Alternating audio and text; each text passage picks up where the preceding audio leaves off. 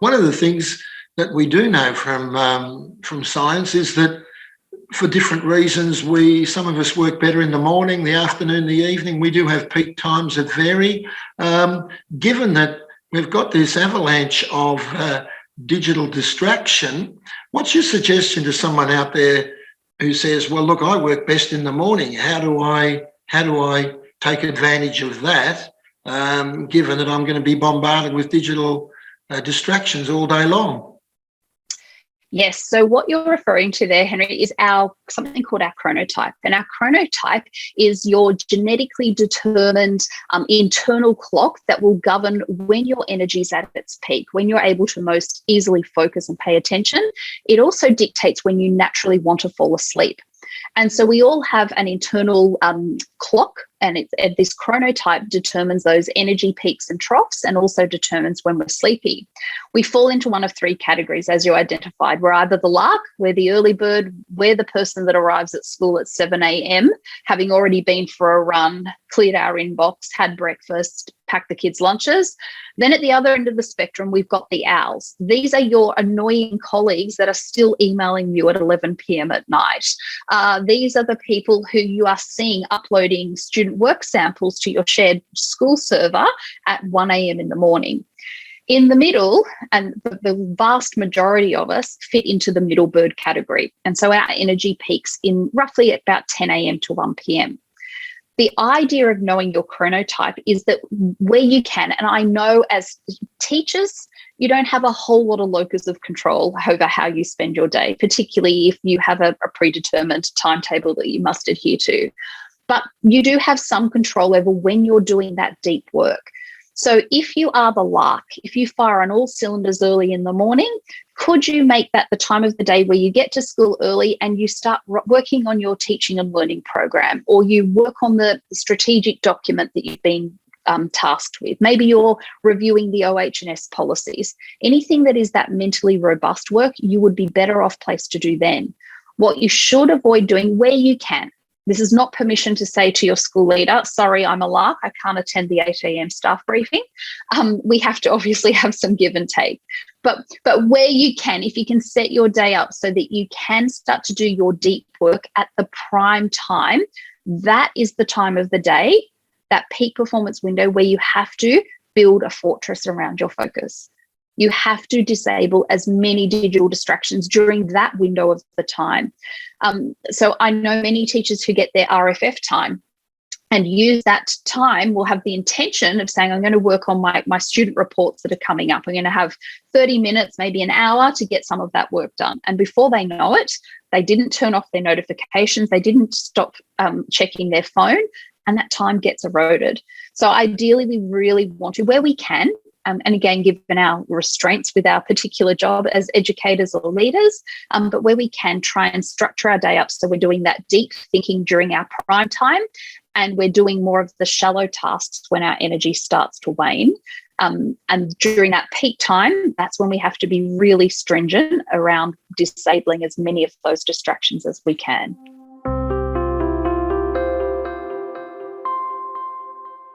What do you do personally, using some brain-based tactics to boost your focus and minimise your digital distraction, given that you would be confronted with all of the same challenges we are?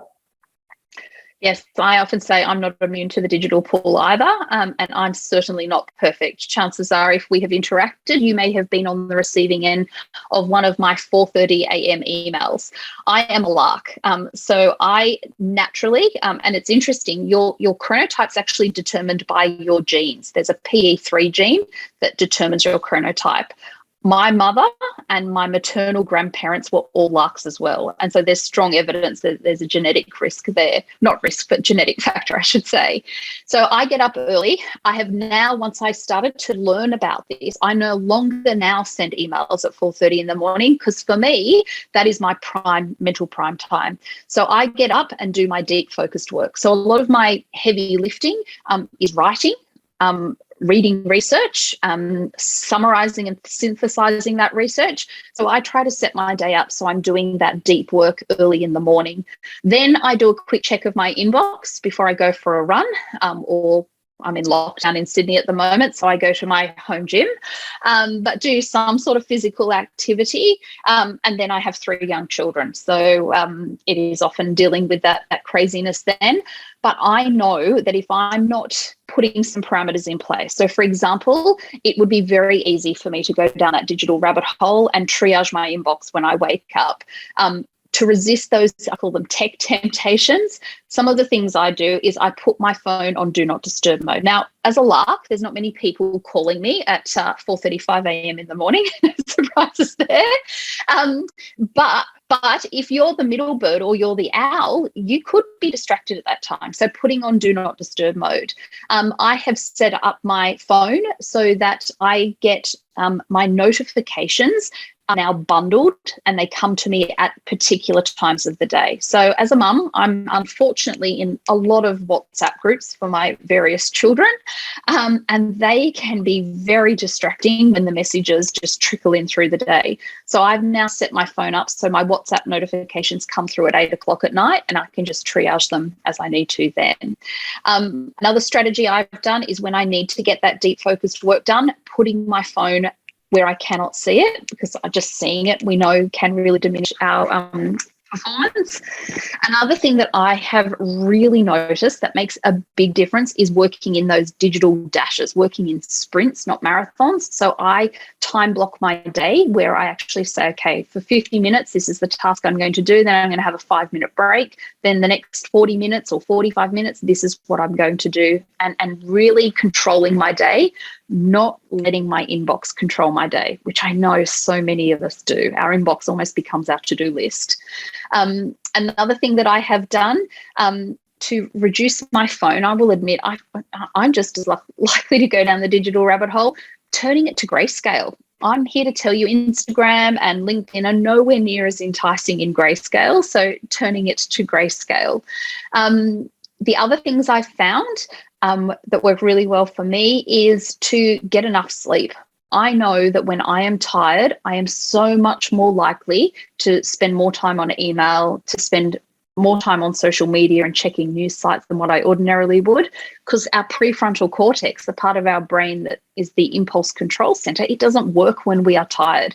I don't know about you, Henry, but I am certainly guilty of eating more, shall I say, poorer food choices when I am tired than other times, because that self-regulation center doesn't work. So making sure I've got enough sleep.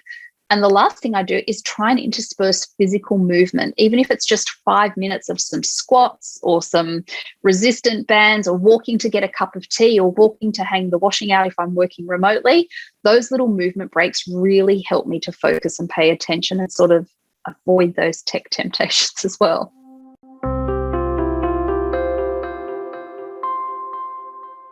One of the things we should be looking out for when we're spending a lot of time on the screens, or if we are, that becomes second nature and you take them for granted and you think it's the new normal, and yet it's can be quite destructive. Look, I think we need to be looking out for whether our screen habits are serving us or enslaving us. Are they compromising our physical health? Are they compromising our mental well-being? And are they derailing our productivity? Or if we're talking about students, is it derailing or distracting them from their learning? And I often say technology is just a tool. Our digital devices are a great servant, but they most certainly should not be our master. And I think for most of us, if we're really honest, technology has become our master. We salivate like Pavlov's dogs when we get an alert or a notification. 90% of adults reach for their phone before their partner first thing in the morning. 47%, this is an awkward one, 47% of adults engage in a behaviour called toilet tweeting, using our smartphones in the bathroom.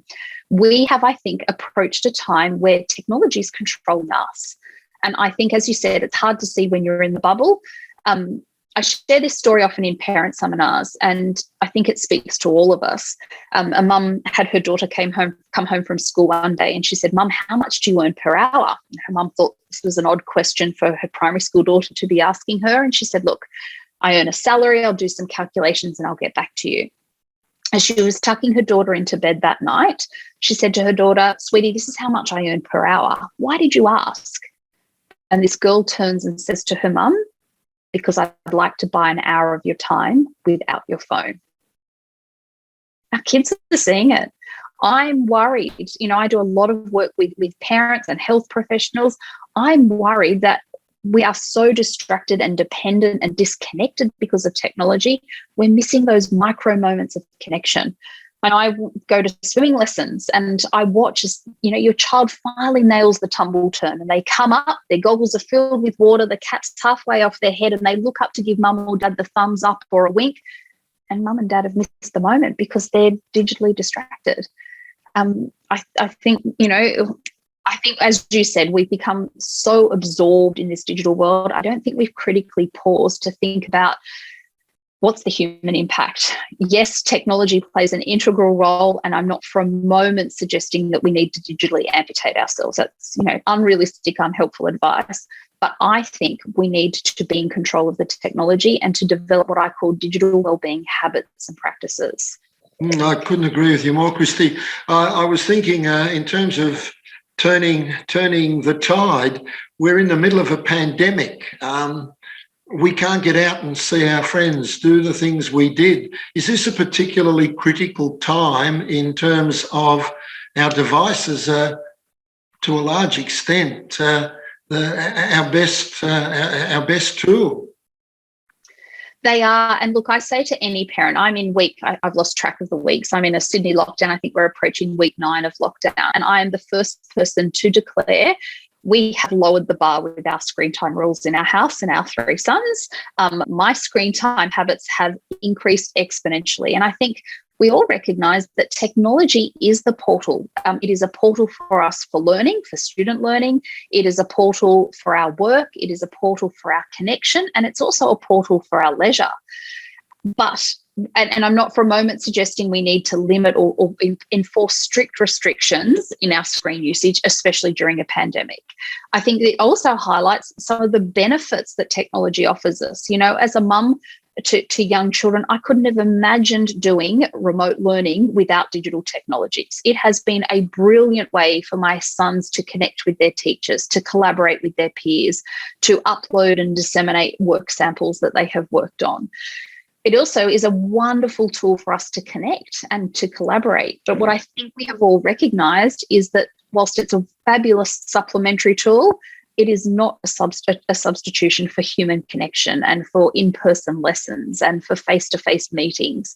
I think we really recognise that technology plays a role, but it's up to us, I guess, to determine its benefits and to set it up so that I often say to teachers, technology is just another tool in your toolkit. It's neither good nor bad. It really depends on how you use it. And I think, as you said, we're at this point in time, given that we have become incredibly reliant on technology during the pandemic, to start to critically appraise our relationship with technology.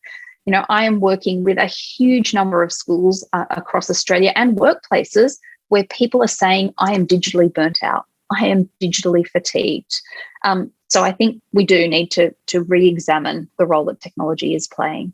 And one of the things I'm working with schools at the moment on is establishing what I call their digital guardrails. What are the norms, behaviours and practices that you're putting in place so that your staff and your students and parents can use technology, but can use it in ways that isn't going to require staff to be tethered to it constantly? What's an acceptable email response rate amongst colleagues? What's an acceptable response rate to parents?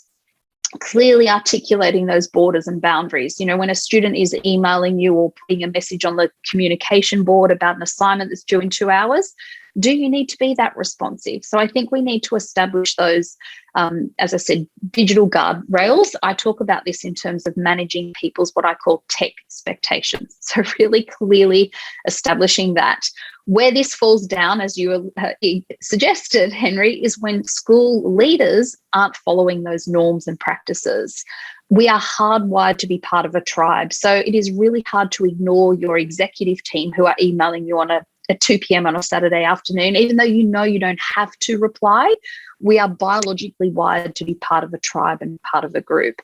So I think, as you said, it's modelling those behaviours internally to our staff, But I also think, as you said, the school leaders, I think, forget the huge locus of influence they have over their broader community. And tackling these topics with your parents, are they being good digital role models by unplugging and disconnecting and being present? And that is, I think, we need to have more transparent conversations around, and school leaders can play a really critical role in this place.